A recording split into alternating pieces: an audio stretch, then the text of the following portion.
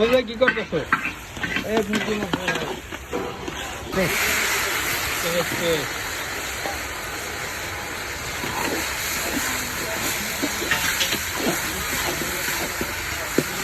মনে ভাই আবার রসুন পেস্ট,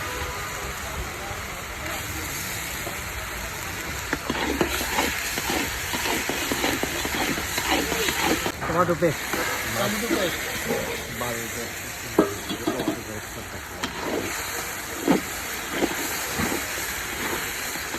হলুদ, কি মরিচের গুঁড়ো দিলা না? মুরগি মশলাটা প্যাকেটে দেন মুরগির মশলা ওই চাপ দেন না